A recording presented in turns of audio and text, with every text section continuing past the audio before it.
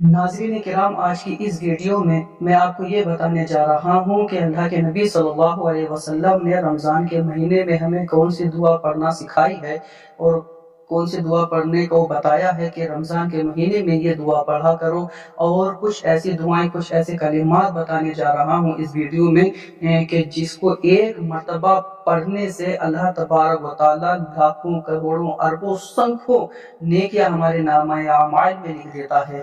تو آئیے سب سے پہلے وہ حدیث پڑھتے ہیں کہ جس کے بارے میں رمضان المبارک میں دعا پڑھنے کے بارے میں معلوم ہوا کہ یہ دعا پڑھا کریں۔ کہ ایک مرتبہ حضرت عائشہ صدیقہ رضی اللہ تعالی عنہا سے روایت ہے کہ جب رمضان المبارک کا مہینہ آیا تو حضرت ام المؤمنین عائشہ صدیقہ رضی اللہ تعالی عنہا نے رسول کائنات صلی اللہ علیہ وسلم سے عرض کیا کہ یا رسول اللہ صلی اللہ علیہ وسلم، رمضان المبارک کا مہینہ آ گیا ہے، آپ اس مہینے میں مجھے کوئی دعا پڑھنے کو بتائیں کہ میں کون سی دعا پڑھا کروں، کون سی دعا کیا کروں۔ تو آپ صلی اللہ علیہ وسلم نے ارشاد فرمایا کہ اے عائشہ، اس رمضان المبارک کے مہینے میں تم یہ دعا کیا کرو۔ وہ کون سی دعا ہے؟ وہ دعا یہ ہے، اللہم انکا عفو تحب العفو فاعف عنی، کہ اے اللہ تو معاف کرنے والا ہے، معافی کو پسند کرتا ہے، پس مجھے معاف فرما دے۔ اور ناظرین کرام، ایک کلمہ ایسا بھی ہے کہ جس کو عام دنوں میں آپ ایک مرتبہ پڑھیں گے تو اللہ تبارک و تعالیٰ اس کو ایک مرتبہ پڑھنے پر آپ کے نامہ اعمال میں 20 لاکھ نیکیاں لکھ دیتا ہے۔ تو جو شخص رمضان کے مہینے میں اسے ایک مرتبہ پڑھے گا تو سوچئے اس کے نامہ اعمال میں کتنی نیکیاں لکھی جائیں گے، کیونکہ رمضان المبارک کا مہینہ وہ مہینہ ہے کہ جس میں ایک نیکی کا ثواب 70 گنا ملتا ہے۔ اللہ تبارک و تعالیٰ ایک نیکی کے بدلے میں 70 گنا ثواب عطا کرتا ہے۔ تو جو شخص اس دعا کو، اس کلمات کو رمضان میں ایک مرتبہ پڑھے گا تو سوچئے اس کے نامہ اعمال میں اللہ پاک کتنی نیکیاں لکھے گا۔ جس دعا کو، جس کلمات کو عام دنوں میں ایک مرتبہ پڑھنے سے 20 لاکھ نیکیاں ملتی ہیں، تو جب وہ رمضان کے مہینے میں اس دعا کو پڑھے گا تو اللہ پاک اسے 14 کروڑ نیکیاں عطا فرمائے گا۔ اور وہ دعا کون سی ہے؟ وہ دعا یہ ہے، لا الہ الا اللہ وحدہ لا شریک لہ احدا صمدا لم یلد ولم یولد ولم یکن لہ کفوا احد۔ جو شخص رمضان کے مہینے میں اس دعا کو ایک مرتبہ پڑھے گا تو اللہ تبارک و تعالیٰ اس سے 14 کروڑ نیکیاں عطا فرمائے گا۔ تو سمجھ لیں، اس کو سن لیں اور اسے ایک مرتبہ میرے ساتھ بھی پڑھ لیں۔ اگر آپ نے اس کو ایک مرتبہ پڑھ لیا اس رمضان کے مہینے میں تو اللہ پاک تمہیں 14 کروڑ نیکیاں عطا فرمائے گا۔ کیا کہ وہ دعا کیا ہے؟ پڑھیں کہ لا الہ الا اللہ وحدہ لا شریک لہ احدا صمدا لم یلد ولم یولد ولم یکن لہ کفوا احد۔ یہ دعا ایک مرتبہ پڑھنے سے 14 کروڑ نیکیاں عطا فرماتا ہے۔ اور جو شخص، جو بندہ اس رمضان کے مہینے میں اس دعا کا معمول بنا لے گا تو سمجھے اس کے نامہ اعمال میں اللہ پاک کتنی نیکیاں لکھے گا۔